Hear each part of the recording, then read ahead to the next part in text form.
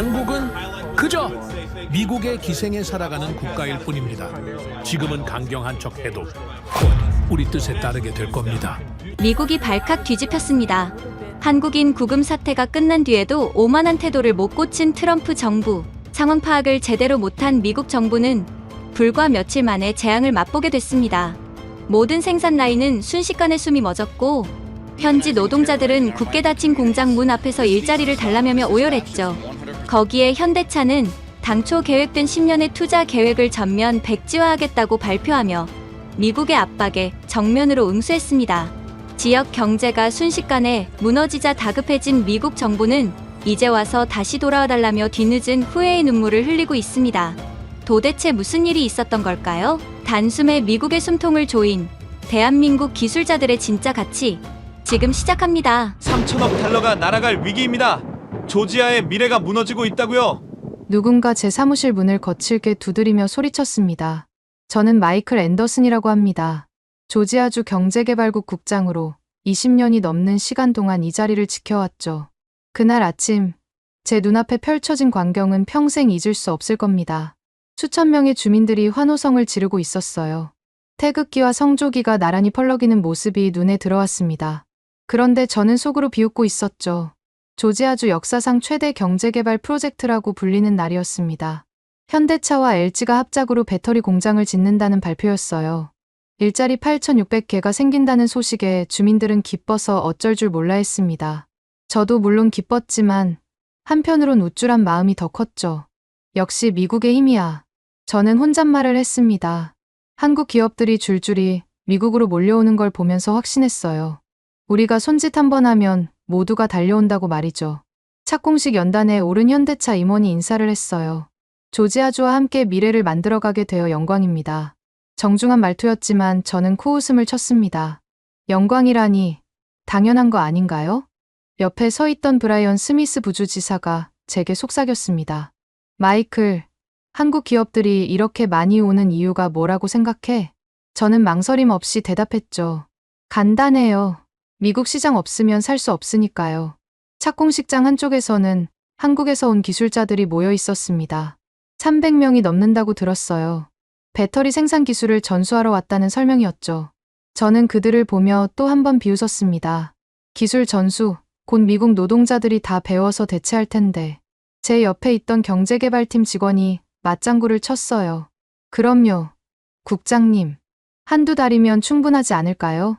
사실 저는 한국이라는 나라를 잘 안다고 자부했어요. 90년대에 잠깐 서울에서 일한 적이 있었거든요. 당시 한국은 IMF 위기로 휘청거리고 있었죠. 미국 기업들이 들어가서 구조조정을 도와줬던 기억이 생생합니다. 한국, 미국 없으면 숨도 못 쉬는 기생하는 국가일 뿐이에요. 제가 팀 회의에서 자주 하던 말이었습니다. 직원들도 모두 동의했어요. 한국 전쟁 때도 그랬고 경제 위기 때도 그랬으니까요. 착공식이 끝나고 리셉션이 열렸습니다. 현대차 미국 법인 물류수 사장이 제게 다가왔어요. 국장님, 공장이 완공되면 조지아 경제에 큰 도움이 될 겁니다. 저는 거만하게 웃으며 대답했죠. 당연하죠. 그래서 우리가 허락한 거잖습니까? 물류수 사장의 표정이 살짝 굳었지만 금세 미소를 지었습니다. 네, 감사합니다. 서로 윈윈하는 관계가 되길 바랍니다. 저는 속으로 생각했어요. 윈윈, 우리가 일방적으로 베푸는 거지. 리셉션장을 둘러보니 조지아 주민들이 가득했습니다. 존 밀러라는 중년 남성이 제게 다가와 악수를 청했어요. 국장님, 정말 감사합니다. 덕분에 다시 일할 수 있게 됐어요. 저는 뿌듯한 마음으로 그의 손을 잡았습니다. 미국 노동자가 최고죠. 곧 한국 기술자들보다 더 잘하게 될 겁니다. 존 밀러는 불안한 표정을 지었어요. 그런데 배터리 기술이 그렇게 쉬운가요? 걱정 마세요. 미국인이 못 배울 기술은 없습니다. 제 말에 존 밀러는 어색하게 웃었죠. 사실 그는 자동차 조립 라인에서만 일해본 경험뿐이었습니다. 그때 한국 기술자 한 명이 우리 옆을 지나갔습니다. 이름표에 박지훈 팀장이라고 적혀 있었어요. 브라이언 부주지사가 그를 불러 세웠죠. 잠깐, 당신들 비자는 제대로 받고 온 거 맞나? 박지훈 팀장은 당황한 표정으로 대답했습니다. 물론입니다. 이원 비자를 정식으로 발급받았어요. 브라이언은 의심스러운 눈초리로 그를 훑어봤죠. 정말 요즘 불법 체류자들이 너무 많아서 말이야. 저는 브라이언의 어깨를 두드렸습니다. 일단은 필요하니까 두고 보죠. 어차피 기술만 빼내면 되잖아요. 우리의 대화를 들은 박지훈 팀장의 얼굴이 붉어졌어요. 하지만 아무 말도 하지 못하고 자리를 떠났습니다. 리셉션이 끝날 무렵 워싱턴에서 연락이 왔어요. 백악관 경제보좌관 월터 그린이었습니다. 마이클, 조지아 공장 착공식은 잘 끝났나? 완벽했습니다. 한국 기업들이 알아서 기어오고 있어요. 월터가 웃으며 말했습니다. 좋아. 관세 25%도 그대로 유지할 거야. 당연하죠. 그 정도는 감수하고도 올 겁니다. 마이크 해리스라는 현대차 딜러가 제게 다가왔습니다. 국장님, 전기차 수요가 폭발적으로 늘고 있어요. 그래요? 좋은 소식이네요. 근데 공급이 따라가질 못해요. 한국에서 부품이 와야 하는데. 저는 손을 흔들며 말을 끊었습니다. 곧 이곳에서 다 생산하게 될 거예요. 조금만 참아보세요. 마이크는 걱정스러운 표정이었지만 고개를 끄덕였죠. 사실 그의 쇼룸에는 이미 300명이 넘는 대기자가 있었습니다. 밤이 되어 집으로 돌아가는 길이었어요. 라디오에서는 착공식 소식을 대서특보로 전하고 있었죠. 조지아주 역사상 최대 규모의 외국인 투자입니다. 그런데 라디오에서 이어진 말이 귀에 거슬렸어요. 한국 기술자 300명이 조지아에 정착할 예정입니다. 정착, 저는 코웃음을 쳤죠. 임시로 머물다 가는 것뿐인데 무슨 정착이란 말인가요? 집에 도착해서 아내에게 오늘 있었던 일을 자랑했습니다. 여보, 오늘 정말 대단한 날이었어. 수십억 달러 투자를 끌어왔다고. 아내는 걱정스러운 표정으로 물었어요. 그런데 한국 사람들과 잘 지낼 수 있을까? 걱정할 것 없어. 그들은 우리가 필요해서 온 거야. 저는 확신에 차서 말했죠. 미국이 손짓하면 모두가 달려오는 거라고. 그날 밤, 저는 내일 있을 주정부 회의 자료를 검토했어요. 이민 단속 강화 정책에 대한 내용이었죠. 불법 체류자 원 스트라이크 아웃 정책이었습니다. 한 번이라도 적발되면 즉시 추방한다는 강경책이었어요. 저는 별 생각 없이 서류에 사인을 했습니다. 한국 기술자들은 정식 비자가 있으니 상관없을 거라 생각했죠. 하지만 비자 종류나 세부 규정 따위는 관심도 없었어요. 다음 날 아침, 평소처럼 사무실로 출근했어요. 비서가 급한 표정으로 다가왔습니다. 국장님, 이민세관 단속국에서 대규모 단속 작전을 계획 중이래요. 그래서 우리랑 무슨 상관이죠? 그게 조지아 공장 지역도 포함된다고 합니다. 저는 여전히 태연했죠. 불법 체류자들 단속하는 거잖아요. 좋은 일이네요. 오후가 되자 존 밀러가 사무실을 찾아왔어요. 국장님, 한국 기술자들한테 배우기 시작했는데 너무 어려워요. 시간이 좀 걸리겠죠. 하지만 곧 따라잡을 겁니다. 솔직히 그들 없으면 공장 운영이 불가능할 것 같아요. 저는 단호하게 말했죠. 그런 나약한 생각은 버리세요. 미국 노동자가 최고입니다. 존은 더 말하지 못하고 돌아갔어요. 저녁 무렵 브라이언 부주지사가 전화를 걸어왔습니다. 마이클, 내일 단속이 있을 거야. 준비하라고. 무슨 단속이요? 불법 체류자 단속이지. 대대적으로 할 거래. 저는 여전히 낙관적이었어요. 좋네요. 불법 체류자는 없어져야죠. 브라이언이 의미심장하게 웃었습니다. 그래, 외국인들 너무 많아졌어. 특히 아시아인들. 밤 10시, 집으로 가는 길에 공장 부지를 지나갔어요. 불빛이 환하게 켜져 있었습니다. 한국 기술자들이 야근을 하고 있는 거였죠. 저는 비웃으며 중얼거렸습니다. 열심히 해라. 어차피 너희 기술만 빼가면 그만이니까. 그것이 제가 평화로운 조지아의 마지막 밤을 보낸 순간이었어요. 내일 아침에 무슨 일이 벌어질지 전혀 모른 채로요. 제 오만함이 얼마나 큰 재앙을 불러올지도 모른 채로 말이죠. 다음 날 아침, 전화벨 소리에 잠에서 깨어났습니다. 비서의 다급한 목소리가 들려왔어요. 국장님, 지금 당장 공장으로 오셔야 합니다. 아직 잠이 덜 깬 저는 짜증스럽게 물었죠.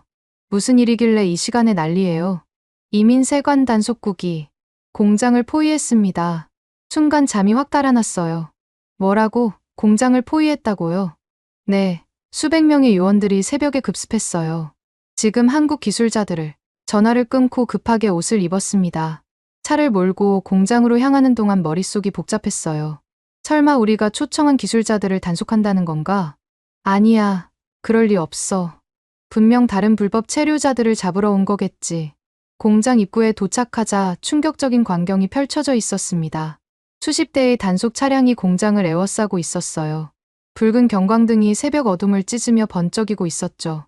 무장한 요원들이 총을 든 채 서 있는 모습이 마치 전쟁터 같았습니다.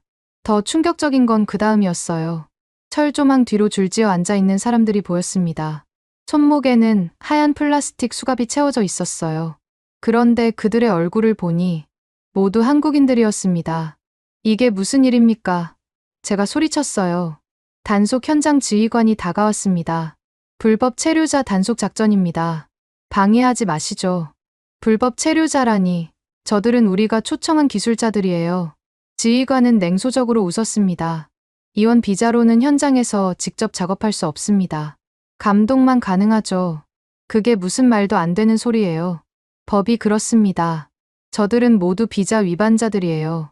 순간 등골이 서늘해졌습니다. 우리가 그토록 무시했던 비자 규정이 이런 함정이었다니요. 저는 당황한 채로 주변을 둘러봤어요. 새벽임에도 소식을 들은 주민들이 하나둘 모여들고 있었습니다. 그때 포박된 한국인들 중에서 박지훈 팀장을 발견했어요. 어제 착공식에서 봤던 그 사람이었죠. 박지훈 팀장이 저를 보고 간절히 외쳤습니다. 국장님, 우린 불법자가 아닙니다. 박지훈 팀장의 목소리가 떨리고 있었어요. 우린 단지 기술을 전하러 왔을 뿐입니다. 미국 노동자들을 가르치려고 왔다고요. 그의 눈에는 억울함과 분노가 가득했습니다. 옆에 있던 다른 한국 기술자가 울먹이며 말했어요. 가족들이 한국에서 기다리고 있어요. 우린 범죄자가 아닙니다. 왜 이러는 겁니까? 하지만 단속 요원들은 차갑게 그들을 트럭으로 밀어 넣었죠. 브라이언 부주지사가 현장에 도착했습니다. 그는 오히려 만족스러운 표정이었어요. 드디어 불법 체류자들을 잡았군. 브라이언, 이건 실수예요. 저들은 우리 공장 기술자들이라고요. 브라이언이 어깨를 으쓱했습니다. 법은 법이지. 비자 규정을 어긴 건 사실이잖아. 하지만 공장이 멈출 텐데요. 미국 노동자들이 있잖아. 기회가 될 수도 있어. 저는 믿을 수가 없었어요. 우리가 그토록 필요로 했던 기술자들을 이렇게 쫓아내다니요. 하지만 동시에 제 마음 한구석에는 여전히 오만함이 남아 있었습니다. 어차피 기술은 어느 정도 전수됐을 거야. 이제 우리끼리도 할 수 있을 거야. 현장에 도착한 기자들이 카메라를 들이댔어요. 사라 밀러라는 지역 기자가 제게 마이크를 내밀었죠. 국장님, 이번 단속에 대해 어떻게 생각하십니까? 저는 당황했지만 침착하게 대답하려 했어요. 이것은 법 집행 과정일 뿐입니다. 하지만 공장 운영에 차질이 생기지 않을까요? 미국 노동자들이 충분히 해낼 수 있습니다. 사라 기자는 의심스러운 눈빛으로 저를 바라봤죠. 단속 현장을 지켜보던 존 밀러가 창백한 얼굴로 다가왔어요. 국장님, 이러면 안 됩니다. 우린 아직 배울 게 너무 많아요. 진정하세요, 존. 당신들이 할 수 있습니다. 못해요. 배터리 기술은 생각보다 훨씬 복잡합니다. 존 밀러의 목소리에는 절망감이 묻어났어요. 어제 박지훈 팀장이 가르쳐준 것만 해도 일주일은 더 배워야 해요. 그런데 이제 누가 가르쳐주죠? 저는 대답할 말이 없었습니다. 총 475명이 체포됐다는 보고가 들어왔어요. 그중 300명이 넘는 사람이 한국 기술자들이었습니다. 나머지는 협력업체 직원들이었죠. 단속 요원들은 그들을 쇠사슬로 묶어 줄지어 세웠어요. 그 모습은 정말 충격적이었습니다. 마치 죄인들처럼 고개를 숙인 채 끌려가고 있었어요. 어제까지만 해도 우리 공장의 핵심 인력이었던 사람들이 말이죠. 일부 주민들은 충격을 받은 표정으로 지켜보고 있었습니다. 저건 너무하지 않나? 한 주민이 중얼거렸어요. 우리 일자리를 위해 온 사람들인데. 하지만 다른 주민은 이렇게 말했죠. 불법은 불법이야. 법을 지켜야지. 현대차 물류수 사장이 급하게 현장에 도착했습니다. 그의 얼굴은 불그락푸르락 상기되어 있었어요. 이게 무슨 짓입니까? 우리 직원들을 당장 풀어주세요. 단속 지휘관은 차갑게 대답했죠. 이들은 모두 비자 위반자입니다. 절차대로 처리할 겁니다. 물류수 사장이 저를 돌아봤어요. 마이클 국장, 이건 약속 위반입니다. 저는 변명하듯 말했죠. 저도 몰랐습니다. 이렇게 될 줄은. 몰랐다고요? 당신들이 초청해놓고? 물류수 사장의 목소리에는 분노가 가득했습니다. 이 일의 결과를 책임질 수 있겠습니까? 월터 그린 백악관 보좌관에게서 전화가 왔어요. 마이클, 잘 처리되고 있나? 월터, 이건 실수예요. 한국 기술자들까지 잡혀갔습니다. 그래? 어차피 불법은 불법이지. 월터의 태도는 너무나 무심했어요. 하지만 공장 운영이 미국 우선주의야. 미국인들이 일자리를 가져야지. 전화를 끊고 나니 더욱 답답했습니다. 오전 9시가 되자 단속 작전이 마무리됐어요. 체포된 한국인들은 모두 임시 수용소로 이송됐습니다. 텅 빈 공장에는 미국 노동자들만 남아 있었죠. 하지만 아무도 무엇을 해야 할지 몰라 우왕좌왕했습니다. 공장 생산 라인 책임자가 저를 찾아왔어요. 국장님, 큰일입니다. 라인을 돌릴 수가 없어요. 무슨 소리예요? 어제까지 돌아갔잖아요. 한국 기술자들이 다 세팅하고 관리했던 거예요. 그제야 현실이 보이기 시작했습니다. 우리가 얼마나 그들에게 의존하고 있었는지를요. 하지만 여전히 인정하고 싶지 않았어요. 미국이 한국 따위에 의존한다는 게 자존심이 상했으니까요. 점심시간, 이미 소문은 온 조지아주에 퍼져 있었습니다. 주민들의 반응은 극명하게 갈렸어요. 일부는 불법은 단속해야 한다고 했지만 더 많은 사람들이 불안해하기 시작했죠. 현대차 딜러 마이크 해리스가 전화를 걸어왔어요. 국장님, 이게 사실입니까? 한국 기술자들이 다 잡혀갔다고요? 일시적인 문제일 뿐입니다. 일시적이라고요? 당장 차 공급이 끊길 텐데요. 오후가 되자 정치권이 움직이기 시작했어요. 주 상원의원이 성명을 발표했습니다. 불법 외국인들을 일소한 쾌거다. 미국인의 일자리를 지켰다. 하지만 현장의 목소리는 달랐어요. 노조 위원장 잭 토머슨이 저를 찾아왔습니다. 국장님, 우리 조합원들이 불안해하고 있습니다. 왜요? 일자리가 늘어날 텐데. 잭이 한숨을 쉬며 말했죠. 일자리가 있어도 기술이 없으면 무용지물입니다. 한국인들한테 배우던 게 다 끊겼어요. 이대로면 공장 자체가 문 닫을 수도 있습니다. 저녁 무렵 IC 홈페이지에 단속 영상이 공개됐어요. 한국 기술자들이 수갑찬 채 끌려가는 모습이었습니다. 댓글은 폭발적으로 늘어났죠. 찬성과 반대 의견이 격렬하게 충돌했어요. 집에 돌아와 뉴스를 봤습니다. 조지아주 역대 최대 규모 불법 체류자 단속. 앵커는 자랑스럽게 보도했지만 저는 불안했어요. 과연 이게 옳은 일이었을까? 아내가 걱정스럽게 물었어요. 공장은 괜찮을까? 괜찮을 거야. 미국인들이 있잖아. 하지만 제 목소리에는 확신이 없었습니다. 밤늦게 존 밀러에게서 문자가 왔어요. 국장님, 내일 출근해도 할 일이 없을 것 같습니다. 우린 정말 아무것도 모릅니다. 그의 절망감이 그대로 전해져 왔죠. 침대에 누워 천장을 바라봤습니다. 우리가 무슨 짓을 한 거지? 하지만 여전히 자존심이 그 생각을 밀어냈어요. 아니야, 이게 맞아. 미국이 먼저야. 다음 날 아침 6시, 공장으로 출근했습니다. 평소보다 1시간 일찍 나선 거였어요. 주차장에 차를 세우자마자 이상한 정적이 느껴졌습니다. 어제까지만 해도 분주하게 움직이던 공장이 마치 죽은 듯 조용했죠.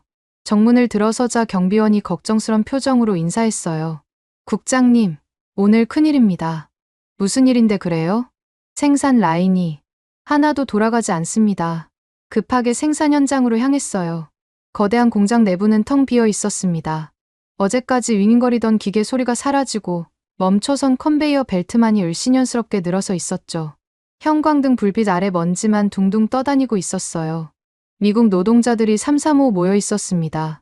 다들 무엇을 해야 할지 몰라 그저 서성거리고 있었어요. 한 노동자가 배터리 셀을 들고 있다가 떨어뜨렸습니다. 이걸 어떻게 다뤄야 하는지 모르겠어요. 생산팀장이 저를 보자마자 달려왔어요. 국장님, 정말 막막합니다. 뭐가 그렇게 어렵다는 거예요? 어제까지 봐왔잖아요. 보기만 했지 직접 해본 적이 없어요. 한국 기술자들이 다 했던 거라고요. 저는 직접 나서기로 했습니다. 좋아요. 제가 진두지휘하겠습니다. 다들 모이세요. 100여 명의 미국 노동자들이 저를 둘러쌌어요. 희망과 불안이 섞인 눈빛들이었죠. 자, 우리가 미국인입니다. 못할 게 뭐가 있습니까? 저는 열정적으로 외쳤어요. 한국인들이 하던 걸 우리가 못할 이유가 없습니다. 몇몇이 박수를 쳤지만 대부분은 시큰둥한 표정이었죠. 첫 번째 라인부터 가동해보기로 했습니다.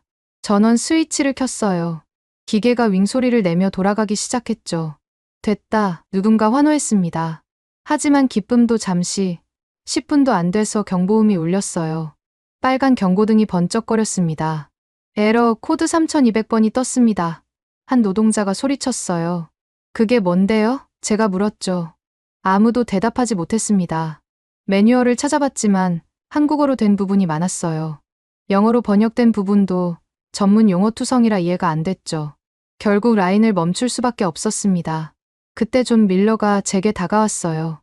얼굴이 창백했고 손이 떨리고 있었습니다. 국장님, 저희가 이틀 전에 박지훈 팀장한테 배운 게 있어요. 그래요? 그럼 그걸 해보세요. 존 밀러가 동료들과 함께 작업을 시작했어요. 하지만 금세 멈춰 섰습니다. 중간 과정을 모르겠어요. 너무 복잡해요. 핵심 공정은 보여주기만 하고 직접 안 시켜줬거든요. 저는 답답해서 소리쳤습니다. 그럼 매뉴얼대로 하면 되잖아요.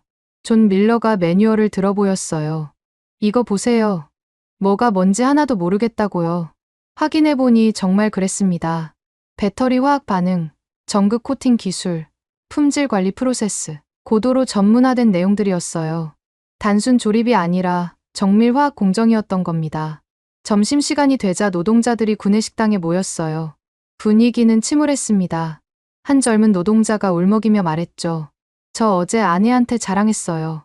이제 정규직이라고. 근데 이대로면 공장이 문 닫을 것 같아요. 다른 노동자가 한숨을 쉬며 말했습니다. 한국 사람들이 얼마나 대단한 일을 하고 있었는지 이제야 알겠네요. 우린 그들을 무시했지만 사실 우리가 아무것도 몰랐던 거예요. 오후에 현대차 물류수 사장이 공장을 찾아왔어요. 그의 표정은 매우 어두웠습니다. 마이클 국장, 생산이 완전히 중단됐습니다. 일시적인 문제입니다. 곧 정상화될 거예요. 물류수 사장이 고개를 저었어요. 국장님, 현실을 직시하세요. 이건 단순 노동이 아닙니다. 수년간 축적된 기술과 노하우가 필요한 일이에요. 한국 기술자들 없이는 불가능합니다. 그 순간 존 밀러가 작업장에서 뛰어왔어요. 국장님, 또 사고가 났습니다. 무슨 사고요? 배터리 셀에서 연기가 나요. 어떻게 해야 할지 모르겠습니다. 모두가 황급히 현장으로 달려갔어요. 정말로 배터리 보관 구역에서 하얀 연기가 피어오르고 있었죠. 노동자들은 겁에 질려 멀찍이 떨어져 있었습니다. 불이 날지도 몰라요. 누군가 소리쳤어요. 물류수 사장이 침착하게 지시했습니다. 비상 프로토콜 3번을 실행하세요. 그게 뭔데요? 제가 물었죠. 한국 팀이 만든 안전 매뉴얼입니다. 아무도 모르시는군요. 다행히 물류수 사장이 알고 있던 방법으로 상황을 진정시켰어요. 하지만 이미 노동자들은 공포에 질려 있었습니다. 우린 폭탄을 다루고 있는 거나 마찬가지예요. 이런 위험한 일을 할 준비가 안 됐다고요. 그때 존 밀러가 안전모를 벗어 바닥에 내던졌습니다. 그리고 힘없이 바닥에 주저앉았어요. 국장님, 그의 목소리가 떨렸습니다. 우린 한국인들처럼 기술이 없어요. 존 밀러의 눈에 눈물이 고였어요. 앞으로 어떻게 먹고 살아야 하죠? 가족들한테 뭐라고 해야 합니까? 우린 정말 아무것도 모르는 바보들이었어요. 다른 노동자들도 하나둘 안전모를 벗었습니다. 절망감이 공장 전체를 뒤덮었어요. 100여 명의 노동자들이 멈춰선 라인 앞에서 망연자실했죠. 누구도 입을 열지 못했습니다. 저녁 무렵 지역 뉴스에서 공장 중단 소식을 보도했어요. 현대차 배터리 공장, 생산 전면 중단, 한국 기술자 추방 후 운영 불가능 상태. 앵커의 목소리가 심각했습니다. 마이크 해리스 딜러가 또 전화를 걸어왔어요. 국장님, 고객들이 아우성입니다. 차를 주문한 지 몇 달이 됐는데 언제 나오냐고요. 이제 뭐라고 답해야 할지 모르겠어요. 브라이언 부주지사도 전화를 걸어왔습니다. 마이클, 주지사가 노발대발이야. 일자리 8,000개가 날아갈 판이래. 뭔가 대책을 세워야 해. 하지만 대책이 있을 리 없었어요. 기술은 하루아침에 배울 수 있는 게 아니었으니까요. 우리가 그토록 무시했던 한국 기술자들이 사실은 이 공장의 심장이었던 겁니다. 이제야 그 진실을 깨닫게 됐죠. 밤이 되어 공장을 나서는데 주차장에서 노동자들이 모여 있었어요. 다들 집에 가지 못하고 서성이고 있었습니다. 한 노동자가 제게 물었어요. 국장님, 정말 공장이 문 닫나요? 대답하지 못했습니다. 그저 내일 다시 논의하자고 할 수밖에 없었어요. 차를 타고 나오면서 백미러로 봤죠. 어둠 속에 서 있는 거대한 공장이 마치 무덤처럼 보였습니다. 집으로 가는 길, 라디오에서는 경제 전문가가 나와 말했어요. 이번 사태로 조지아 경제 전체가 타격을 받을 겁니다. 연관 산업까지 포함하면 피해 규모를 가늠하기 어렵습니다. 외국인 투자 유치도 어려워질 것으로 보입니다. 신호등에 멈춰 섰을 때 옆 차선에 존 밀러가 있었어요. 그의 얼굴은 여전히 어두웠습니다. 서로 눈이 마주쳤지만 아무 말도 하지 못했죠. 그저 씁쓸한 침묵만이 흘렀습니다. 집에 도착해 현관문을 열자 아내가 물었어요. 오늘은 어땠어? 최악이었어. 솔직하게 대답했습니다. 우리가 완전히 잘못 판단했어. 아내가 조심스럽게 말했어요. 처음부터 그들을 존중했어야 했는데. 그 말이 가슴에 비수처럼 꽂혔습니다. 존중. 우리에게 가장 부족했던 게 바로 그거였어요. 사흘째 되는 날 아침, 워싱턴에서 긴급 화상회의 소집 연락이 왔습니다. 백악관 경제팀, 상무부, 그리고 각주 경제개발국장들이 모두 참석하라는 거였어요. 저는 불안한 마음을 안고 회의실로 향했습니다. 화면 속에는 이미 수십 명의 관료들이 접속해 있었죠. 월터 그린 보좌관이 회의를 시작했어요. 오늘 안건은 한국 기업들의 요구사항입니다. 현대차와 한국 정부가 공식적으로 문제를 제기했어요. 그의 목소리는 평소보다 긴장되어 있었습니다. 화면이 바뀌더니 현대차 물류수 사장이 나타났어요. 워싱턴 프레스센터에서 기자회견을 하는 중이었죠. 미국 정부는 즉각 구금된 기술자들을 석방해야 합니다. 그의 목소리는 단호했습니다.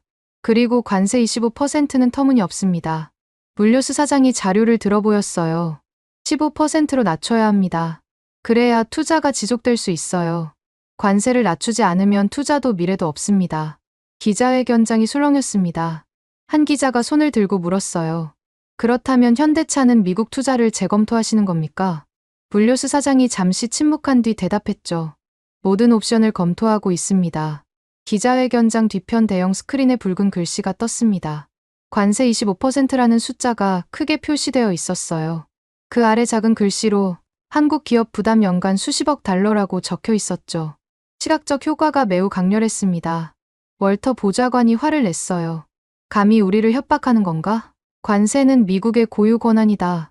한국 같은 작은 나라가 우리에게 조건을 다는 거야? 다른 관료들도 맞장구를 쳤습니다. 텍사스주 경제국장이 거들었어요. 맞습니다.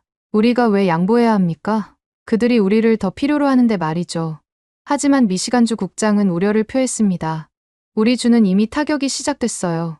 부품 공급이 끊기고 있습니다. 상무부 차관이 심각한 표정으로 말했어요. 현대차가 투자를 철회하면 큰일입니다. 조지아뿐 아니라 엘라베마, 미시간 공장도 영향을 받을 거예요. 일자리 수만 개가 사라질 수 있습니다. 게다가 다른 외국 기업들도 투자를 주저할 거고요. 저도 조심스럽게 발언했습니다. 실제로 조지아 공장은 지금 완전히 멈춰 있습니다. 한국 기술자들 없이는 운영이 불가능해요. 노동자들이 기술을 전혀 모르고 있었다는 게 드러났죠. 하지만 월터는 콧방귀를 뀌었습니다. 그건 일시적인 문제일 뿐이야. 미국 노동자들이 곧 적응할 거야. 한국이 우리를 압박할 수는 없어. 필요하면 다른 나라 기업을 유치하면 돼. 저는 속으로 한숨을 쉬었습니다. 현실을 모르는 소리였죠. 회의가 끝나자마자 한국 외교부에서 연락이 왔어요. 영사관을 통해 공식 서한을 보냈다는 거였습니다. 구금된 기술자들의 인권 침해가 심각하다는 내용이었어요. 즉각 석방하지 않으면 외교 문제로 비화될 것이라는 경고도 있었죠. 가족들이 극도의 불안에 시달리고 있다는 호소도 담겨 있었습니다. 점심 무렵 지역 상공회의소에서 긴급 회의를 소집했습니다. 회의실에는 지역 기업인들이 가득 모여 있었어요. 모두들 불안한 표정이었죠. 한 자동차 부품업체 사장이 먼저 입을 열었습니다. 국장님, 이대로면 우리 모두 망합니다. 현대차 협력업체들이 줄줄이 문 닫을 거예요. 벌써 부품 주문이 다 취소됐다고 하잖아요. 저희는 이번 달 직원 월급도 못 줄 판이에요. 레스토랑 체인 사장도 거들었습니다. 한국 기술자들이 자주 오던 단골들이었는데 그들이 사라지니 매출이 30%나 떨어졌어요. 주변 상권 전체가 타격을 받고 있습니다. 한국 기술자들을 빨리 돌려보내야 해요. 그들이 없으면 공장이 안 돌아간다면서요? 저는 진정시키려 했지만 쉽지 않았어요. 곧 해결될 겁니다. 조금만 기다려주세요. 그때 누군가 뉴스를 틀었어요. CNN에서 특집 보도를 하고 있었습니다. 미국의 이민 정책, 외국인 투자와 충돌하다. 기자가 현장에서 리포트를 했죠. 이곳 조지아 공장은 유령 공장이 됐습니다. 카메라가 텅 빈 생산 라인을 비췄어요. 한국 기술자 300명이 구금된 후 완전히 멈춰섰죠. 과연 미국 우선주의가 옳은 방향일까요? 이어서 한국 언론의 보도도 나왔습니다. 미국, 한국 기술자들을 쇠사슬로 묶어 연행, 인권 침해 논란 확산. 한국 기업들, 미국 투자 재검토 움직임. 화면에는 실제로 수갑찬 기술자들의 모습이 나왔어요. 상공회의소 회장이 책상을 쳤어요. 이건 재앙이야. 당장 뭔가 해야 해. 국장님, 워싱턴에 우리 상황을 제대로 전달하셨습니까? 이대로면 조지아 경제가 10년은 후퇴할 거예요. 저는 할 말이 없었습니다. 오후에 공장으로 가봤어요. 노동자들이 휴게실에 모여 있었습니다. 다들 핸드폰만 보며 시간을 때우고 있었죠. 한 노동자가 저를 보고 다가왔어요. 국장님, 우리 정말 일하고 싶어요. 하지만 뭘 어떻게 해야 할지 모르겠어요. 한국 사람들이 했던 일이 이렇게 복잡한 줄 몰랐습니다. 다른 노동자도 한마디 했죠. 솔직히 우리가 그들을 너무 무시했어요. 존 밀러가 찾아왔어요. 그의 얼굴은 더욱 초췌해져 있었습니다. 국장님, 노동자들이 동요하고 있어요. 일부는 이미 다른 일자리를 알아보고 있습니다. 공장이 다시 가동될 거예요. 믿어보세요. 존이 씁쓸하게 웃었어요. 국장님, 우린 이미 알고 있어요. 한국 사람들 없이는 불가능하다는 거요. 그때 물류수 사장에게서 전화가 왔습니다. 마이클 국장, 내일 중대 발표가 있을 겁니다. 무슨 발표요? 기다려 보시죠. 미국 정부가 후회하게 될 겁니다. 전화를 끊고 나니 더욱 불안했어요. 설마 투자를 철회하는 건 아니겠지? 아니야. 그들도 미국 시장이 필요할 거야. 저는 여전히 한국을 얕잡아 보고 있었죠. 저녁에 브라이언 부주지사와 만났습니다. 마이클, 분위기가 심상치 않아. 주지사가 직접 나서려고 해. 한국 측과 협상을 시작하래. 하지만 워싱턴은 강경하잖아요. 워싱턴이 뭔데? 우리 지역 경제가 무너지고 있어. 브라이언의 목소리가 높아졌어요. 당신이 처음부터 제대로 했어야지. 집으로 돌아가는 길, 마이크 해리스 딜러점 앞을 지났어요. 쇼룸에 불이 환하게 켜져 있었지만 차는 몇 대 없었습니다. 매진 표시만 여기저기 붙어 있었죠. 마이크가 밖으로 나와 담배를 피우고 있었어요. 마이크, 어때요? 최악이에요. 차가 없어서 못 팔고 있어요. 대기자만 312명입니다. 이대로면 저도 문 닫아야 할지 몰라요. 그의 눈에는 절망감이 가득했습니다. 밤늦게 집에서 뉴스를 보고 있는데 특종이 떴습니다. 한국 정부, 미국의 공식 항의, 구금 기술자 즉각 석방 요구, 경제 보복 가능성도 시사. 아내가 걱정스럽게 물었어요. 한국이 정말 투자를 철회할까? 아니야, 그럴 리 없어. 제가 대답했죠. 하지만 확신은 없었습니다. 새벽 2시, 잠이 오지 않아 서재로 갔어요. 책상 위에는 공장 착공식 사진이 놓여 있었습니다. 태극기와 성조기가 나란히 펄럭이는 사진이었죠. 그때는 얼마나 의기양양했는지. 문득 박지훈 팀장의 말이 떠올랐어요. 우린 단지 기술을 전하러 왔을 뿐입니다. 그들은 진심이었는데 우리가 그들을 도구로만 봤던 거죠. 하지만 여전히 자존심이 그 생각을 인정하지 못하게 했습니다. 창밖을 보니 공장 방향에서 희미한 불빛이 보였어요. 경비 조명만 켜진 채 죽어있는 공장이었죠. 불과 일주일 전만 해도 이런 일이 일어날 거라곤 상상도 못했습니다.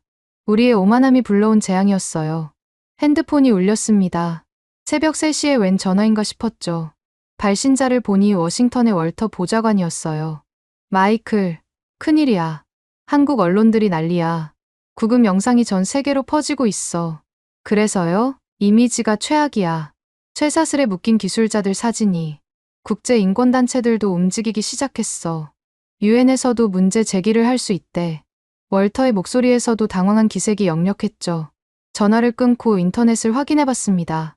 정말이었어요. 한국 기술자들이 쇠사슬에 묶여 끌려가는 사진이 여기저기 퍼져 있었죠. 댓글들은 미국을 비난하는 내용으로 가득했습니다. 우리가 완전히 악역이 되어버린 거예요. 다시 잠자리에 들었지만 잠은 오지 않았습니다. 내일 물류수 사장이 무슨 발표를 할지 불안했어요. 하지만 동시에 설마 감히 우리를 협박하겠어? 오만한 생각도 있었죠. 미국 없이는 살 수 없을 거라고 아직도 그렇게 믿고 있었으니까요. 다음 날 아침 7시, 현대차의 중대 발표 시간이 다가왔습니다.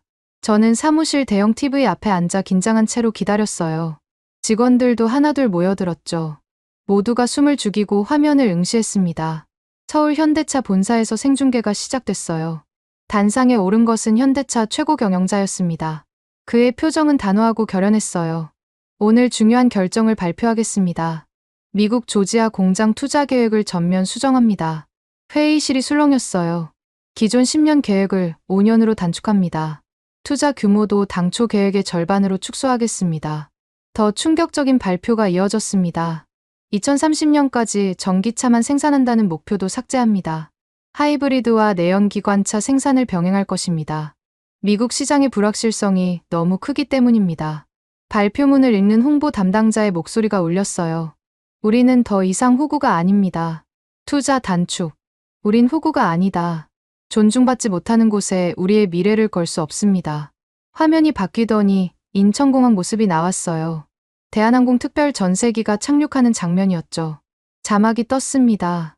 구금됐던 한국 기술자 316명 귀국. 비행기 문이 열리자 지친 얼굴의 기술자들이 하나둘 내렸어요. 가족들이 공항에 마중 나와 있었습니다. 한 기술자가 어린 딸을 품에 안았어요. 아빠, 아이의 울음소리가 공항을 울렸죠. 아내도 남편을 붙잡고 흐느꼈습니다. 박지훈 팀장의 인터뷰가 이어졌어요. 우린 성실하게 일했을 뿐입니다. 그런데 범죄자 취급을 받았어요. 쇠사슬에 묶여 끌려다녔습니다. 평생 잊을 수 없을 겁니다. 다른 기술자도 카메라 앞에 섰어요. 미국 노동자들에게 기술을 전수하려 했는데 우리를 도구로만 생각하더군요. 다시는 가고 싶지 않습니다. 화면에는 가족과 재회하는 기술자들의 모습이 계속 나왔어요. 누군가는 부모님 품에 안겨 울었고 누군가는 아내와 포옹했죠. 공항 로비는 눈물바다가 됐습니다. 한국 국민들의 분노가 느껴지는 장면이었어요. 사무실이 조용해졌습니다. 직원 한 명이 중얼거렸어요. 투자를 반으로 줄인다고? 5년. 원래 10년 계획이었는데. 브라이언 부주지사가 급하게 전화를 걸어왔어요. 마이클, 지금 뉴스 봤어? 네, 봤습니다. 이건 재앙이야. 주지사가 난리가 났어. 투자 규모가 반으로 준다는 건 일자리도 반이란 얘기예요. 8,600개에서 4,000개로 줄어드는 거야. 브라이언의 목소리가 떨렸어요. 당장 현대차 측과 접촉해. 어떻게든 막아야 해. 불료스 사장에게 전화를 걸었지만 받지 않았어요. 비서를 통해 겨우 연결됐죠. 불료스 사장님, 이건 너무 성급한 결정 아닙니까? 성급하다고요? 우리 직원들이 쇠사슬에 묶였는데. 그건 오해였습니다. 곧 해결될 거예요. 불료스 사장이 차갑게 말했어요. 이미 결정된 사항입니다. 본사에서 직접 내린 결정이에요. 번복할 수 없습니다. 점심 무렵 지역 언론들이 몰려왔어요. 사라 밀러 기자가 마이크를 들이댔죠. 국장님, 현대차 투자 축소에 대해 어떻게 생각하십니까? 일시적인 감정적 대응일 뿐입니다. 곧 정상화될 거예요. 하지만 제 목소리에는 확신이 없었어요. 사라 기자가 추가 질문을 했습니다. 일자리 4,000개가 사라진다는데 대책이 있습니까? 그건 아직 확정된 게 아닙니다. 오후에 주민 설명회가 열렸습니다. 수백 명의 주민들이 모였어요. 분위기는 극도로 어두웠죠. 한 주민이 일어나 소리쳤습니다. 우리가 뭘 잘못했습니까? 왜 우리가 피해를 봐야 하죠? 한국 사람들을 왜 쫓아낸 겁니까? 질문이 쏟아졌지만 저는 제대로 답할 수 없었어요. 존 밀러도 손을 들었습니다. 국장님, 솔직히 말씀드릴게요. 우리가 한국 기술자들을 너무 무시했어요. 이제 와서 후회해도 소용없겠지만 그의 말에 많은 사람들이 고개를 끄덕였어요.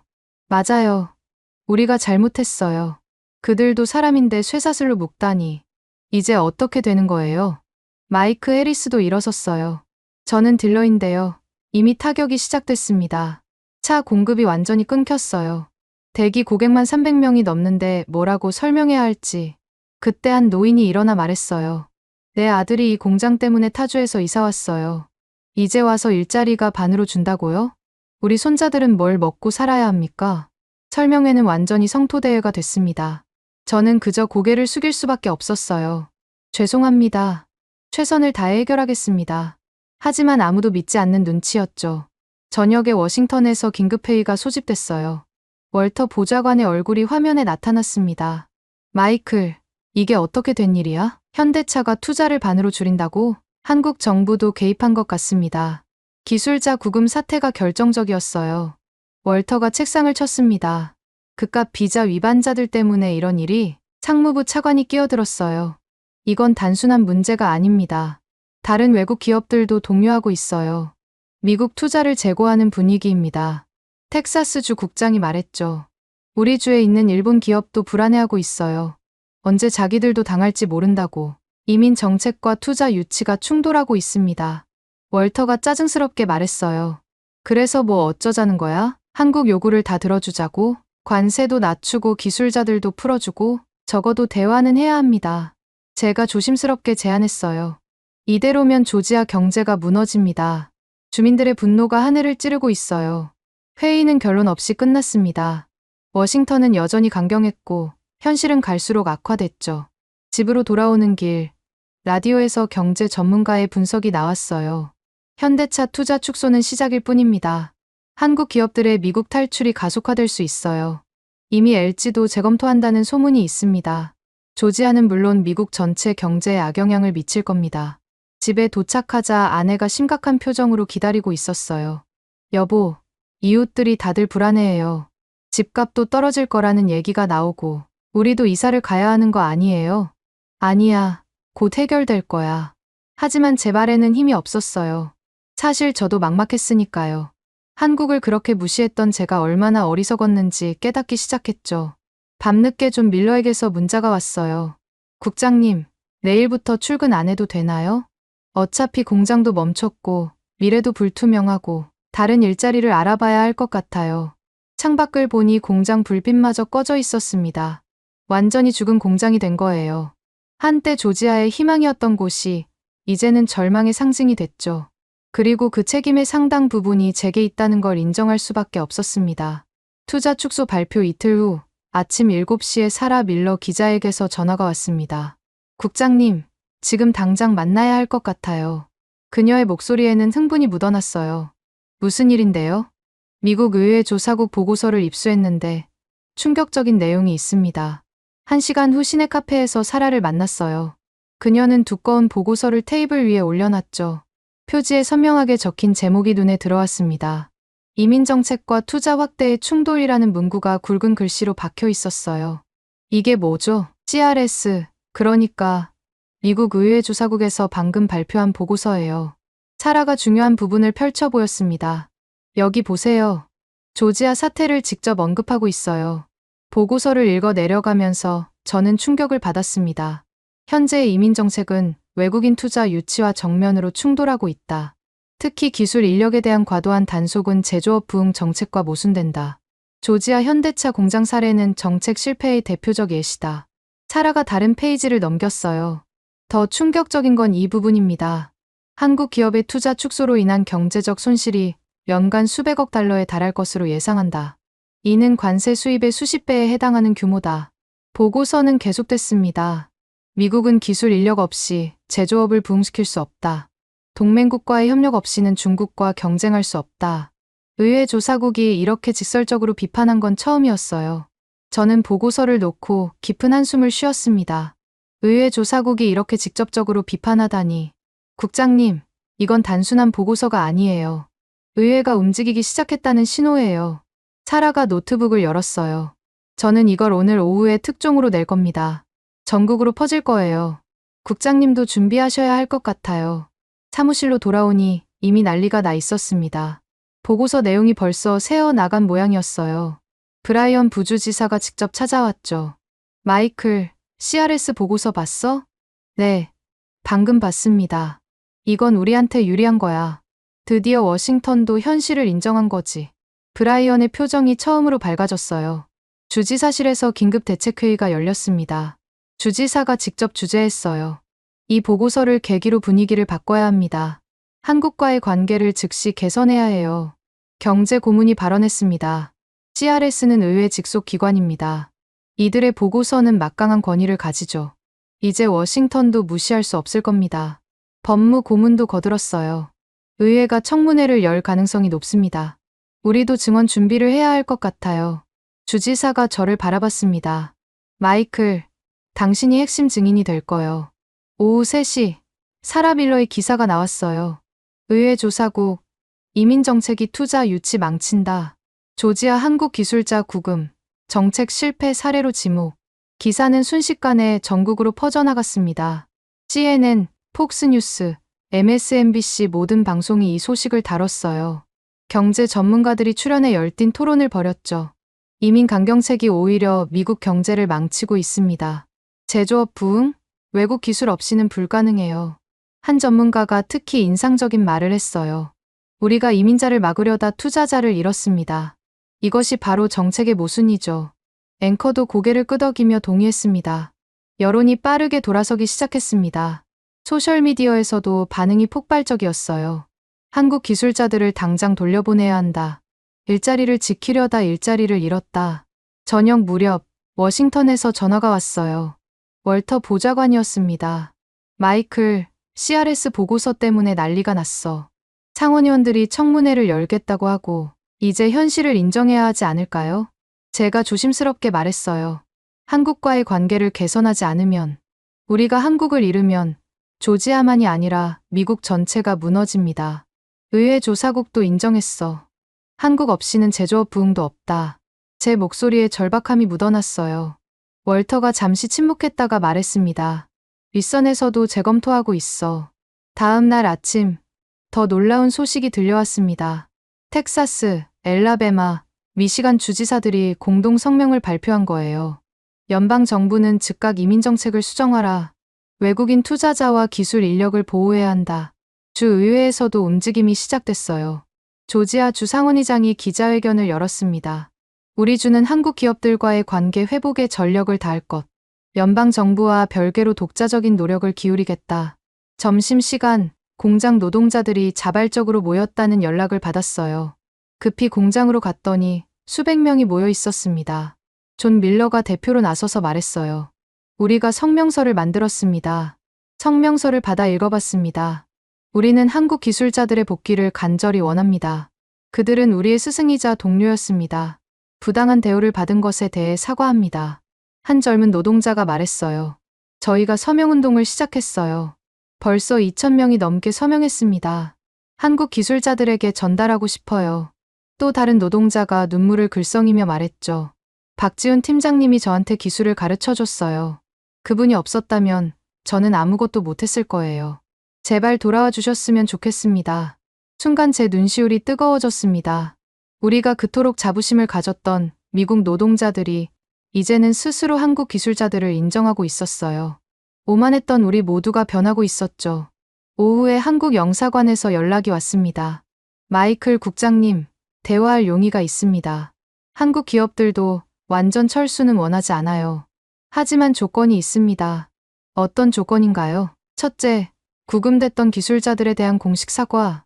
둘째, 재입국 보장과 비자 문제 해결. 셋째, 관세 인하 협상 시작. 저는 즉시 주지사에게 보고했어요. 받아들이십시오. 다른 선택지가 없습니다. 주지사가 고개를 끄덕였습니다. 워싱턴을 설득해보겠습니다. 그날 밤, 전국 뉴스 시간이었어요. 앵커가 심각한 표정으로 말했습니다. 의회 조사국 보고서 이후 정치권이 술렁이고 있습니다.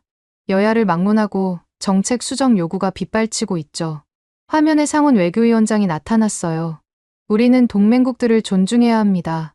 특히 한국은 안보와 경제 모두에서 핵심 파트너입니다. 이번 사태는 명백한 정책 실패입니다. 사라 밀러가 또 전화를 걸어왔어요.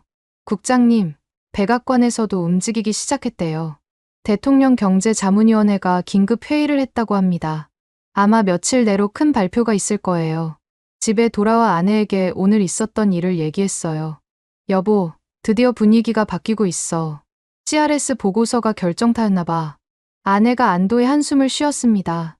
그래도 늦지 않았으면 좋겠네요. 한국 기업들이 마음을 돌릴 수 있을까요? 돌려야죠. 아니, 돌릴 겁니다. 저는 처음으로 희망을 느꼈어요. 밤늦게 물류수사장에게서 문자가 왔습니다. 국장님, 본사에서 연락이 왔습니다. 미국 정부의 태도 변화를 지켜보고 있다고 합니다. 긍정적인 신호가 있으면 재검토할 수 있대요. 창밖을 보니 별이 유난히 밝게 빛나고 있었어요. 어둠 속에서도 희망의 빛이 보이기 시작했죠. CRS라는 권위 있는 기관이 진실을 말해준 덕분에 우리도 겸손해질 수 있었습니다. 이제 남은 건 실질적인 변화를 만드는 것뿐이었어요. CRS 보고서 발표 사흘 후 워싱턴에서 긴급 청문회가 열렸습니다. 상원 경제위원회가 주관하는 자리였어요. 저는 증인으로 소환되어 새벽 비행기를 타고 워싱턴으로 향했죠. 의사당 건물에 들어서니 긴장감이 온몸을 감쌌습니다. 청문회장에는 이미 많은 사람들이 모여 있었어요. 현대차 물류수 사장도 증인석에 앉아 있었죠. 기자들이 카메라를 들이대고 있었고 방청석은 가득 차 있었습니다. 위원장이 의사봉을 두드리며 개회를 선언했어요. 오늘은 조지아 사태와 관련해 진실을 밝히는 자리입니다. 먼저 현대차 측의 입장을 듣겠습니다. 물류수 사장이 마이크 앞으로 몸을 기울였어요. 준비한 자료를 보여드리겠습니다. 대형 스크린에 숫자들이 나타났습니다. 2025년 현대차 매출 성장률 목표는 5에서 6%였습니다. 미국 시장에서의 성장을 기대했기 때문이죠. 하지만 이제는 불가능합니다. 다음 슬라이드가 넘어갔어요. 영업이익률 목표는 6에서 7%로 하향 조정했습니다. 관세 25%가 그대로 유지된다면 말이죠. 이는 연간 수십억 달러의 손실을 의미합니다. 물류수 사장이 세 번째 자료를 보여줬어요. 공장 공사는 이미 2에서 3개월 지연됐습니다. 한국 기술자 없이는 더 지연될 수밖에 없어요. 완공 시점을 예측할 수도 없는 상황입니다. 한 상원의원이 질문했습니다. 그렇다면 투자를 완전히 철회할 수도 있다는 겁니까? 모든 옵션을 검토 중입니다. 물류수 사장의 대답은 단호했어요. 이어서 제 차례가 왔습니다. 마이클 앤더슨 국장님, 현장 상황을 말씀해 주시죠. 저는 심호흡을 하고 입을 열었어요. 솔직히 말씀드리겠습니다. 완전한 재앙입니다. 공장은 완전히 멈췄고 노동자들은 일할 수 없는 상태예요. 한국 기술자들이 하던 일이 얼마나 고도화된 것인지 이제야 깨달았습니다. 우리의 오만함이 불러온 참사입니다. 청문회장이 술렁였어요. 위원장이 다시 CRS 보고서를 언급했습니다. 의회 조사국 보고서에 따르면 화면에 보고서의 핵심 내용이 떴어요. 이민정책과 투자 유치 정책의 충돌이 경제에 치명적 타격을 주고 있다. 이 보고서의 권위를 인정하십니까? 위원장이 물었어요. 네, 인정합니다. 제가 대답했죠. 의회 조사국도 인정했어요. 한국 없이는 제조업 부흥도 없다. 이것이 냉정한 현실입니다. 다른 의원이 손을 들었어요. 그렇다면 해결책은 무엇입니까? 저는 준비한 답변을 했습니다. 첫째, 구금됐던 기술자들에게 공식 사과해야 합니다. 둘째, 비자 문제를 즉시 해결해야 해요. 셋째, 관세를 현실적인 수준으로 조정해야 합니다. 마지막으로 한국을 진정한 파트너로 존중해야 합니다. 제 목소리는 점점 커졌어요. 청문회가 끝나고 기자들이 몰려왔습니다. 국장님, 입장이 완전히 바뀌신 것 같은데요? 네, 인정합니다. 제가 틀렸어요. 한국을 무시했던 게 얼마나 어리석었는지 깨달았습니다. 조지아로 돌아오니 주지사가 기다리고 있었어요. 마이클, 청문회 잘 봤네. 용기 있는 발언이었어. 이제 우리 차례야. 조지아가 먼저 움직여야 해. 주지사의 결심이 느껴졌습니다. 다음 날, 주정부 차원의 특별 태스크포스가 구성됐어요. 한국 기업들과의 관계 회복이 목표였죠. 첫 회의에서 경제 분석관이 보고했습니다. 현재까지 확인된 경제적 손실입니다. 화면에 숫자들이 나타났어요. 공장 가동 중단으로 인한 직접 손실, 1일 1,000만 달러. 협력업체 피해 규모, 이미 5억 달러 초과. 예상 일자리 손실, 4,000에서 8,000개. 부주지사 브라이언이 한숨을 쉬었어요. 이대로면 주 경제가 10년은 후퇴할 거야. 당장 행동해야 해. 모두가 고개를 끄덕였습니다. 오후에 존 밀러가 노동자 대표들과 함께 찾아왔어요. 국장님, 우리가 결의문을 만들었습니다. 결의문을 읽어봤더니 가슴이 뭉클했어요. 우리는 한국 기술자들을 동료로서 존중합니다. 그들의 기술과 헌신을 인정합니다. 함께 일할 수 있기를 간절히 바랍니다. 노동자 3,000명이 서명한 문서였어요. 미국 노동자들의 진심이 담겨 있었죠. 마이크 해리스 딜러도 연락을 해왔어요. 국장님, 딜러들도 모였어요. 우리도 성명을 발표할 겁니다. 한국차 없으면 우리도 살 수 없다고요. 저녁에는 상공회의소에서 비상총회가 열렸습니다. 회장이 단상에 올라 말했어요. 이제 자존심 따위는 버려야 합니다. 생존이 걸린 문제예요. 한 CEO가 일어나 말했죠. 제 회사는 현대차 부품을 납품합니다. 이번 달 매출이 80% 감소했어요. 이대로면 다음 달에 문 닫아야 합니다. 레스토랑 체인 사장도 발언했어요. 한국 기술자들과 가족들이 주요 고객이었는데 그들이 떠나니 매출이 반토막 났습니다. 지역 경제 전체가 무너지고 있어요. 그날 밤 전국 뉴스에서 특집 방송을 했습니다. 숫자로 보는 조지아 사태라는 제목이었어요. 앵커가 차트를 보여주며 설명했죠. 이것이 오만의 대가입니다. 화면에 그래프가 나타났어요. 한국 투자가 줄어들면서 떨어지는 각종 지표들이었죠. 고용, 세수, 지역 총생산 모두 급락하고 있었습니다. 빨간색 화살표가 아래를 향하고 있었어요. 경제 전문가가 출연해 분석했습니다. CRS 보고서가 정확히 예측한 대로입니다. 이민 정책과 투자 유치의 충돌이 만든 비극이죠. 정책 전환 없이는 회복 불가능합니다. 다음 날 아침, 워싱턴에서 연락이 왔어요. 월터 보좌관이었습니다. 마이클, 드디어 결정이 났어. 어떤 결정이요? 한국과 협상을 시작한다. 관세도 재검토하고 비자 문제도 해결할 거야. 대통령이 직접 지시했어. 드디어 변화가 시작되는 순간이었어요. 한국 영사관에서도 즉시 반응이 왔습니다. 좋은 신호입니다. 본국에 보고하겠습니다. 현대차도 긍정적으로 검토할 거예요. 하지만 신뢰 회복이 먼저입니다. 오후에 주지사가 기자회견을 열었어요. 조지아주는 한국 기술자들에게 공식 사과합니다. 그들은 범죄자가 아니라 우리의 파트너였습니다.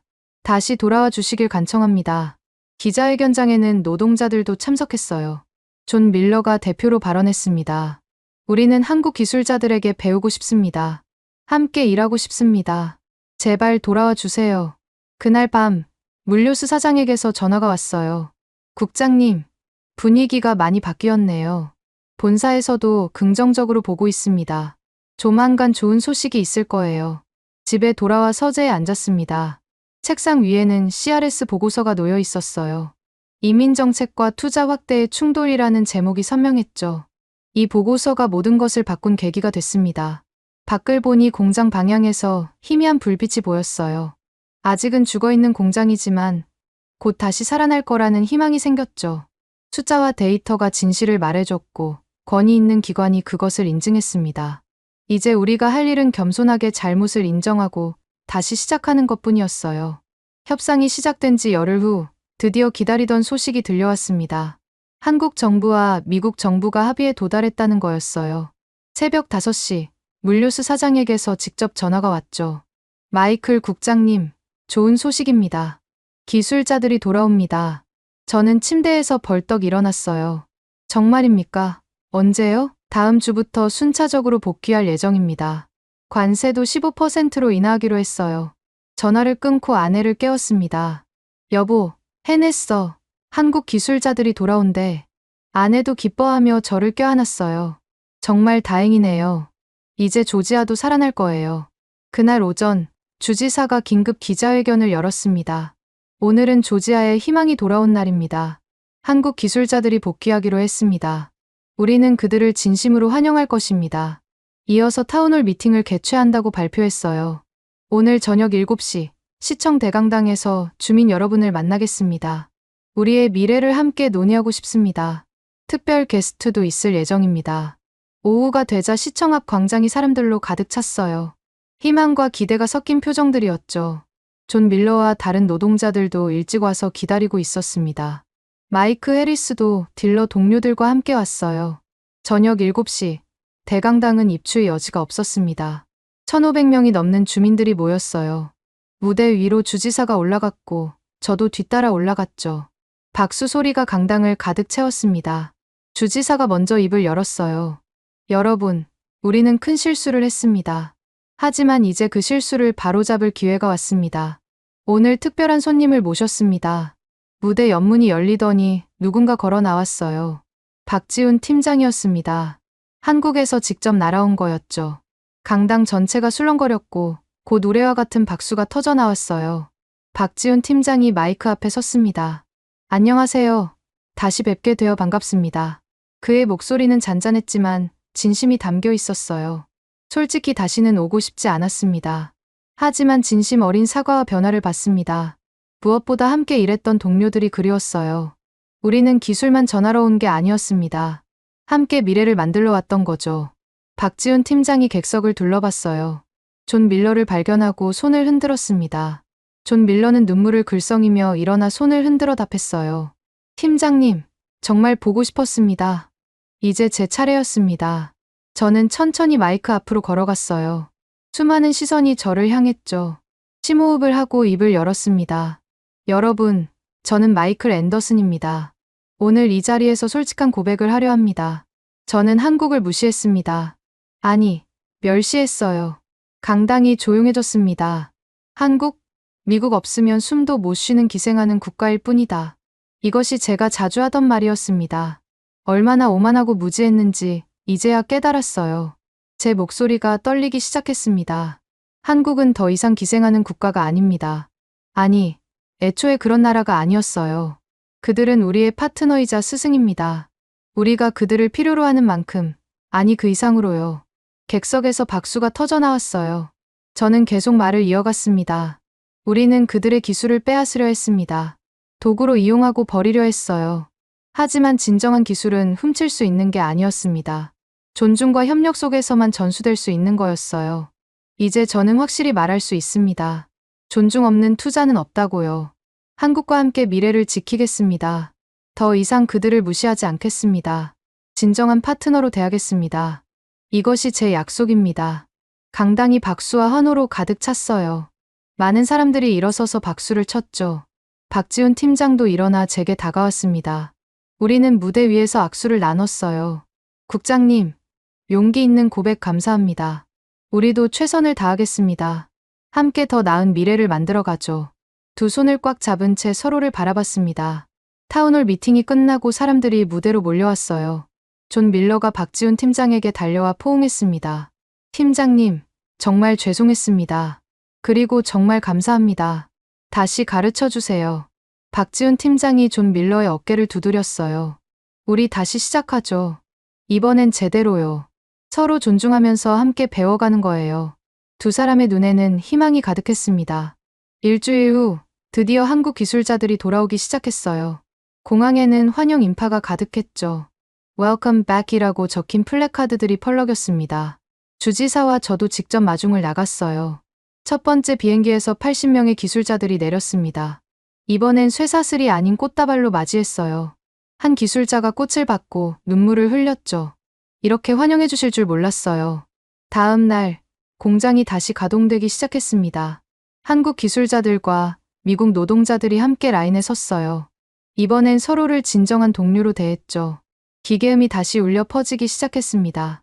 점심시간, 구내식당은 활기를 되찾았어요. 한국인과 미국인이 한 테이블에 앉아 식사했습니다. 존 밀러가 박지훈 팀장 옆에 앉아 열심히 메모하고 있었죠. 이 부분이 어려워요. 다시 한번 설명해 주시겠어요? 박지훈 팀장이 친절하게 설명했어요. 천천히 배우면 됩니다. 서두르지 마세요. 기술은 시간과 노력이 필요해요. 하지만 무엇보다 서로를 믿는 게 중요합니다. 한 달 후, 공장은 정상 가동률 70%를 회복했어요. 현대차는 투자 계획을 원래대로 복원했습니다. 10년 계획도 다시 살아났죠. 전기차 생산 목표도 부활했어요. 마이크 해리스 딜러점에도 차들이 들어오기 시작했습니다. 드디어 고객들에게 차를 인도할 수 있어요.